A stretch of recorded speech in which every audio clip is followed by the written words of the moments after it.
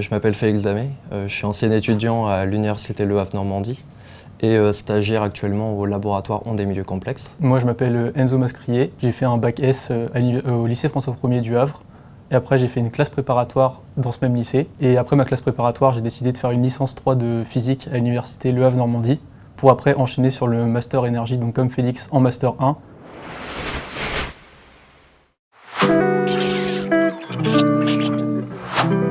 J'ai commencé par un bac STI2D en Bretagne, puis ensuite je me suis spécialisé en licence en acoustique et mécanique à l'Université du Mans. Et puis j'ai finalement terminé au Havre pour mon master 1 en énergie et master 2 en énergie renouvelable. Moi j'ai fait le parcours ECF, donc Energy of Complex Fluid, et j'étais ancienne stagiaire au laboratoire Ondes et Milieux Complexes dans l'équipe énergie.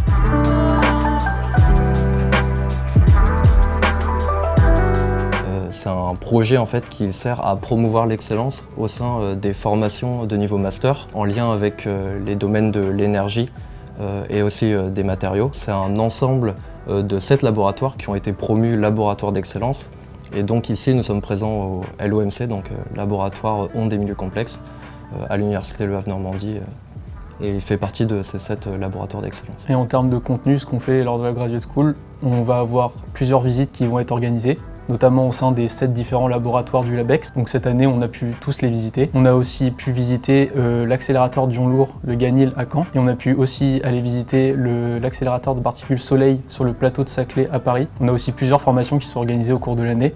Par exemple, cette année, on a une formation de prise de parole en continu pour nous entraîner à parler face à un public. On a aussi eu une formation liée à l'APEC qui va nous permettre de nous insérer mieux après nos masters.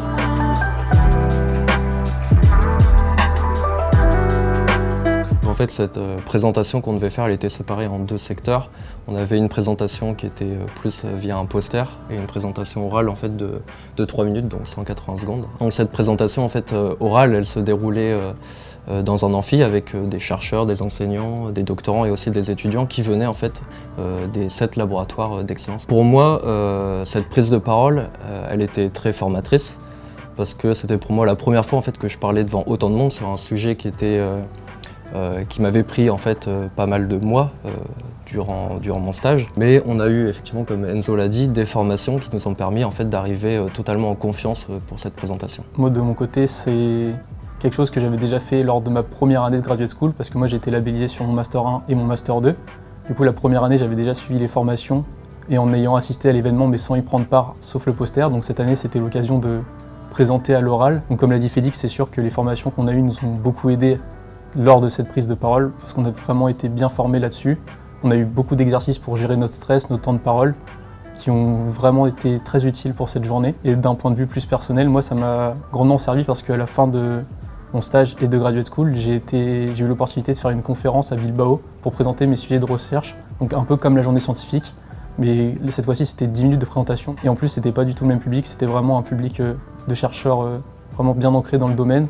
Et je pense que sans l'information que la Graduate School nous a proposée, ça aurait été plus compliqué de bien présenter. Donc Enzo, quant à lui, a gagné le prix du meilleur poster et pour ma part, du coup, le prix de la meilleure présentation orale. Oui, c'est vrai qu'on a beaucoup parlé de la présentation orale, mais même sur les posters, on a bien été encadré par notre responsable qui nous a vraiment dit comment bien organiser notre poster pour que ça soit le plus clair possible, éviter qu'il y ait trop de confusion. Et le poster, c'est pas quelque chose qu'on pense forcément en tant que scientifique, mais c'est un outil quand même sacrément utile lors de présentations comme ça.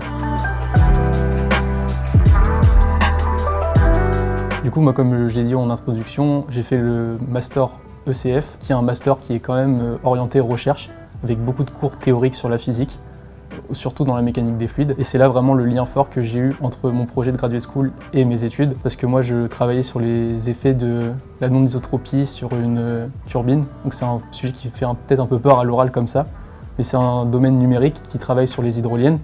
Donc forcément, là, j'ai eu le lien tout tracé entre mes études et mon projet. Parce que tout ce que j'ai pu apprendre au cours de mes 2 années de master et de mon année de licence de physique, j'ai pu le mettre en application lors de ce stage, qui m'ont servi vraiment surtout parce que toute la théorie, je l'ai acquise grâce à mon master. Et ensuite, toute la pratique, j'ai pu le mettre en pratique justement durant mon stage. Pour ma part, moi, j'ai réalisé un stage en caractérisation acoustique de matériaux poreux en présence en fait, d'air et d'eau. Et en fait, effectivement, c'est 2 sujets qui rejoignent le master en énergie renouvelable, car en fait, ça touche à différents domaines.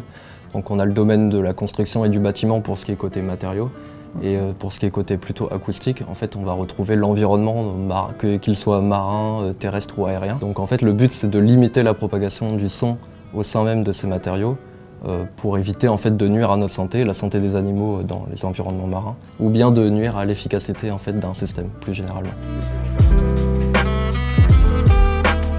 Moi du coup, au sein du laboratoire, j'ai pu avoir l'opportunité de continuer en doctorat après, au sein de la même équipe. Donc avant, je travaillais plus sur une vision globale de l'hydrolienne, mais là, je vais faire un doctorat sur l'interaction entre le fluide et la structure d'une pale d'hydrolienne. Donc c'est vraiment dans la continuité du master et du projet de graduate school que j'ai mené.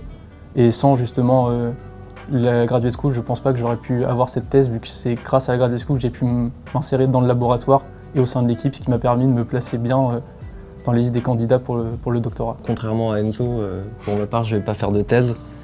Moi, je suis en recherche d'emploi en ce moment dans le domaine du coup de l'éolien, en fait, des énergies renouvelables, en lien avec cet aspect acoustique. En fait, j'aimerais bien mettre à profit les compétences que j'ai développées durant toutes ces années d'études.